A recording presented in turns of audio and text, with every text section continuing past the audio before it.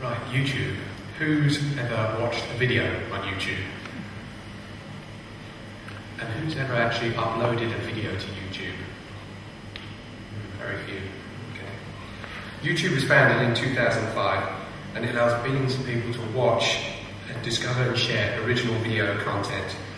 And more than 2 billion videos are uploaded and streamed every day.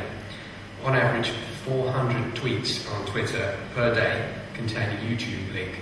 It gives you a bit of an idea of actually how popular it is. It's a great way to promote your product or your service, as well as to drive traffic to your website. And you can do this via competitions, virals, product demonstrations, and even videos of seminars just like this one. A great example of good use of it is, I don't know if there's any estate agents in the room, but if there are, you should be turning up to every house on the market, walking around with your iPhone, taking a quick video, uploading straight to YouTube, link it to Rightmove, which is a great way to demonstrate the interior of the house from a prospective buyer. So I'm going to talk to you about Flickr. So who uses Flickr personally? Not many people. And how many people uses Flickr for their company?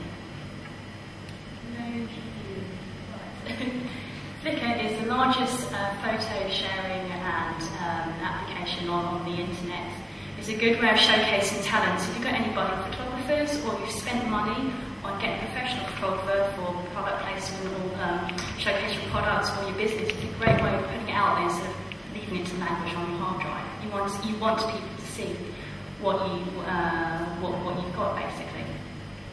It's an online community, so people talk to each other, people discuss things, people comment, as social media is anyway. There are 10 million active groups, and there's 60 million photographers on Flickr, and 5 million of the world's photos is actually on this social media site as well. They call themselves the WD-40 of the internet, meaning they want to make it easy to get photos and videos from one person to another. And it is, if you have a look around, it is very, very easy. You just search for things and all the images come up. Another great thing about Flickr is that it's visible on Google Images, which means it increases your searchability. And you can help this by tagging your photos. It's owned by Yahoo. So if you have a Yahoo account or a Google account or a Facebook account, it means that you can use, instead of setting up another extra account for Flickr, you can use those and log in, so you don't have to create something else.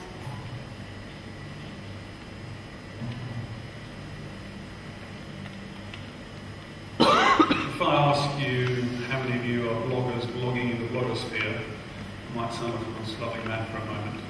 So I'll start at the beginning with a little bit of English. The word blog comes from weblog, and weblog is essentially a journal that's posted online, posted on the internet. So one way you might think of it is by thinking of an equivalent print journal. The key difference, of course, is that online you're inviting people to react and respond to you. In fact, more than inviting, you might well be encouraging them to respond to you. Blogs are a kind of journalism and a kind of conversation. To give you an example of how hugely influential they are, very quickly becoming, the most popular blog, the Huffington Post, is visited by 54 million people every month and is now having a profound effect on American politics. The blogs are typically associated with the source of opinion or information, the blogger. So that can be an individual, and you typically find an individual profile of the blog, but it can also be a company. You can be blogging on behalf of your company, but by identifying the individual that's made the blog. If it's more than one person that can blog for your company, all the better. A variety of voices, a variety of opinions will allow a bit more personality to shine through. It will also introduce to your audience different perspectives, different levels of expertise, different areas of expertise, all contained within your company. If you look, for example, at the GRG blog, you'll see there's a number of us, and we're all talking about different things and different tones of voice. But cumulatively, we're talking about things that the company as a whole can help you with. There are two types of blog. The one that I've just mentioned is corporate or organisational, and you do need some safeguards against the content that you put on those. You can very quickly get into trouble if you're too contentious or inaccurate. So for a blog, set up some safeguards, have some kind of proofreading system, and have some kind of checking system so the person who signs it off is the person that is truly qualified to make the decision that it's ready for the world to see. The other type of blog is thank goodness, far less regulated, hence far less reliable and much more entertaining, which is the personal blog, which can go to various interest groups. If, for example, you're interested in gardening or you're interested in extreme sports, whatever it is, there's a good chance there'll be a number of blogs out there, and you can either raise your own blog to contribute to our discussion, or better still, if there are well-established blogs that already have big audiences, why not visit them? Remember, this is a two-way street, this is a conversation. With your company's blog, what do you want to do? Ideally, like any other marketing channel or communications channel, you want to share messages, encourage people to take or buy things. But also, like any other marketing channel, you should think first, does the audience really care? It's an easy place to post very quickly things about new products or services or offers, but even when you do that, you should be taking the time to think, how do I dress this up? How do I make this appealing to the audience? More than telling people about your capabilities and your offering, what will be valued is your expertise. One of the most popular forms of blog consistently is top tips. If you know really well about a particular subject and you know your blog is talking to people, for example, in Sussex who are interested in what you offer, you could very quickly draw lots of attention to your website by posting genuinely useful top tips. So it's a place to demonstrate expertise, but also to share your knowledge. There are other blogs as well, not just yours. You can look at other people's blogs. It's a good idea to follow other people's blogs before you set out with your own, to see what kinds of things they're talking about, the tone of voice they're using, the content that they include. And it's an open door. It's a place where you will, from time to time, see things where you think you know differently, or you know more, or you can add to the conversation. So do that. Go to the blog, add to the conversation. That in itself will drive more people to your website. It's a good way of demonstrating thought leadership. It's a good way of demonstrating to your customers that you're at the leading edge, that you're really up with what they need. One slightly depressing thought before you launch enthusiastically into your blog. There are 160 million bloggers out there. So how on earth do you get yours noticed? Two key ways. One is to carefully pick your target audiences, join particular interest groups who, through your following them, will start to follow you. And the other is to remember that all these social media platforms work best not in isolation. They work best if you think of them as pieces of a jigsaw, and you need to click all those pieces of the jigsaw together. If you're overly enthusiastic with one and you're neglectful of another, you won't be achieving your best results. Blogging is a great example of that. If you post a blog, then you want people to read it, and possibly in turn go from reading it to go to looking at your website. You can tell people about it on your Facebook page. You can tell people about it on your LinkedIn page, both with links through to the blog, and tweet. Tweets are short and sweet, but don't be afraid to repeat a few times. If you have something meaningful to say, add a little link at the end of your tweet and drive traffic to your blog and to your website.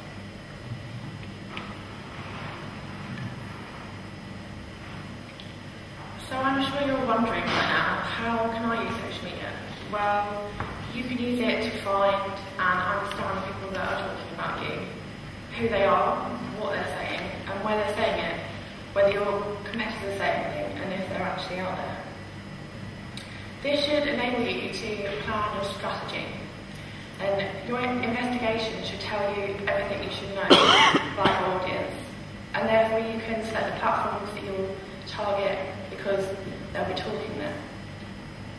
For implementation, we've sectioned it into 3 different parts. So your minimum engagement. What you'll be aiming to do is build a following. So review the Twitter account, start following people, follow your consumers, your customers, create brand awareness, talk about what you're interested in, what you do, make sure you do it regularly. You'll also want to make sure that you clearly publicise on your website that you do have these social media capabilities. The next is your media engagement. So you're building on from what you might have done for minimum. So build on from your Twitter account. You might create more accounts, so you'll set up a blog. You'll start creating your own content that you can feed through your Twitter account. You'll post more regularly if your target is consumers. Then you might set up a Facebook account and talk to them through that medium. B2B, you might create a LinkedIn account and create a company profile so that all the people that are connected to your employees can see your company and see what you're talking about and what you're doing. You can link your Twitter account to LinkedIn so they can see everything you're talking about. And full engagement. So this is the same as what I just previously talked about with minimum and medium, but it will be at a higher level of engagement. You'll do all of it. You might use every social media account that suits your business, and the frequency will be higher. Therefore, you'll have lots more content. You'll be able to push it out across more platforms and reach a higher volume of people. With LinkedIn, for example, if you're a B2B company, you'll be able to create a group and create discussions. You'll be able to really control what you're getting people to talk about. You'll be starting the conversation and you'll be inviting people to engage with you. This will really be able to position you well as a thought leader and somebody that really knows your subject and what you're talking about.